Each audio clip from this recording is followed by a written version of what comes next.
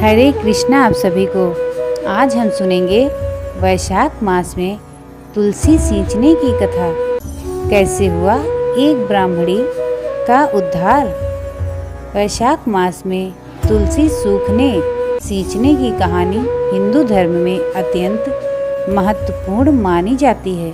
वैशाख का महीना भगवान विष्णु को समर्पित है और तुलसी जी भगवान विष्णु को प्राणों से भी प्रिय हैं। ऐसी मान्यता है कि जो व्यक्ति इस पवित्र मास में तुलसी की सेवा और तर्पण करता है उसे अक्षय पुण्य की प्राप्ति होती है।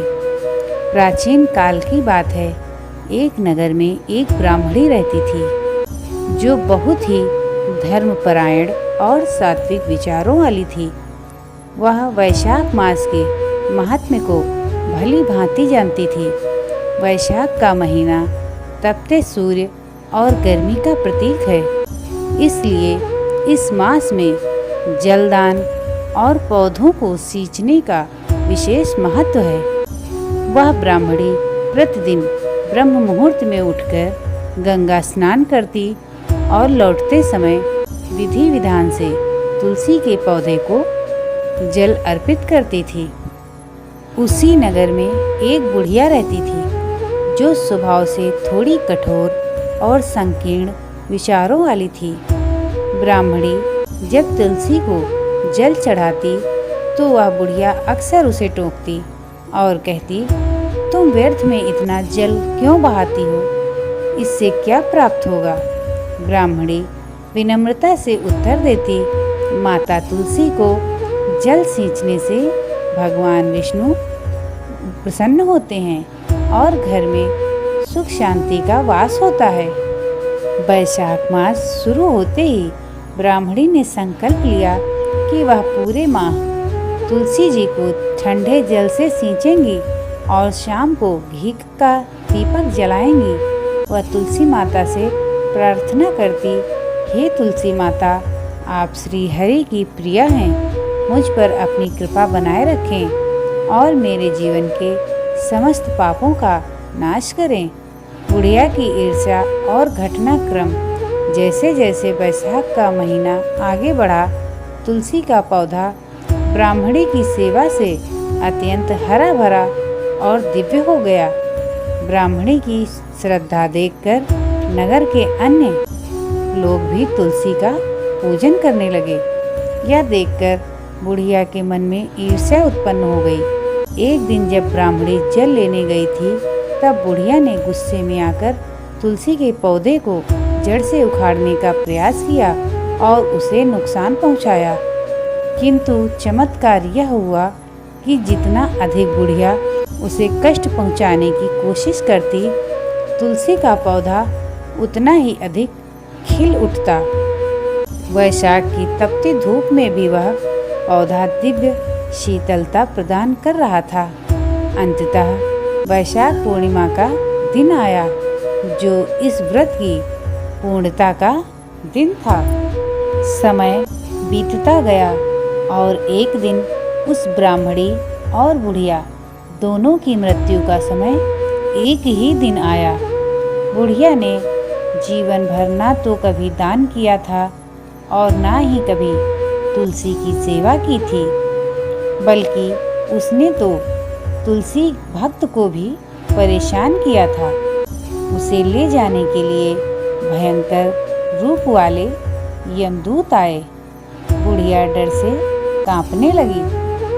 दूसरी ओर तुलसी की अनन्य भक्त ब्राह्मणी को लेने के लिए स्वयं भगवान विष्णु के पार्षद विष्णुदूत गरुड़ वाहन और दिव्य विमान लेकर आए। ब्राह्मणी का स्वरूप दिव्य हो गया था और वह अत्यंत सुंदर दिखाई दे रही थी। जब बुढ़िया को यमलोक ले जाया जा रहा था तब उसने मार्ग में देखा कि वह ब्राह्मणी बड़े सम्मान के साथ वैकुंठ धाम जा रही है। बुढ़िया ने चिल्लाकर यमदूतों से पूछा, हम दोनों एक ही नगर में रहते थे, फिर इसके लिए विमान और मेरे लिए ये यातनाएं क्यों। यमदूतों ने उत्तर दिया, हे स्त्री, कर्मों का फल अमिट होता है। इस ब्राह्मणी ने वैशाख के पवित्र मास में प्यासी तुलसी को जल से सींचा था। तुलसी को जल चढ़ाना साक्षात विष्णु की सेवा करने के समान है। वैशाख में जिसने तुलसी की जड़ में जल डाला उसने समस्त तीर्थों का फल पा लिया। तुमने न केवल धर्म का अपमान किया बल्कि तुलसी जी को भी कष्ट दिया, इसीलिए तुम नर्क की अधिकारी हो। बुढ़िया को अपनी भूल का एहसास हुआ और उसने मन ही मन तुलसी माता और भगवान विष्णु से क्षमा मांगी। उसकी सच्ची पश्चाताप की अग्नि को देखकर तुलसी माता ने उसे एक और अवसर दिया। यमदूतों को आदेश मिला कि इसे पुनः पृथ्वी पर भेजा जाए ताकि यह अपने पापों का प्रायश्चित कर सके। बुढ़िया का पुनर्जन्म हुआ और उसने अगले वैशाख मास में पूरे विधि विधान से तुलसी का पूजन किया, ठंडे जल से उन्हें सींचा और वैशाख महात्म की कथा सुनी। अंत में उसे भी मोक्ष की प्राप्ति हुई। यह कथा हमें सिखाती है कि तुलसी पूजन का महत्व। तुलसी केवल एक पौधा नहीं बल्कि साक्षात लक्ष्मी का स्वरूप है। वैशाख मास की महिमा। इस महीने में जल का दान और पौधों की रक्षा करना सर्वोत्तम धर्म है। सेवा भाव, निस्वार्थ भाव से की गई सेवा कभी व्यर्थ नहीं जाती। वैशाख में तुलसी पूजन की विधि। स्नान। प्रातः जल्दी उठकर स्नान करें। जल अर्पण। तांबे या पीतल के पात्र से तुलसी की जड़ में जल अर्पित करें। परिक्रमा। जल चढ़ाते समय तुलसी की कम से कम 3 बार परिक्रमा करें। मंत्र। महाप्रसाद जननी सर्व सौभाग्यवर्धिनी आदि व्याधि हरा नित्यम तुलसी त्वम नमोस्तुते का जाप करें। दीपदान। संध्या के समय तुलसी के पास घी का दीपक जलाएं। निष्कर्ष।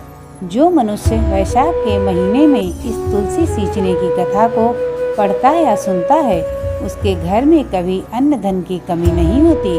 तुलसी माता की कृपा से व्यक्ति के सभी कष्ट दूर हो जाते हैं और अंत में उसे वैकुंठ धाम में स्थान मिलता है। जय तुलसी माता। जय श्री हरि विष्णु की जय।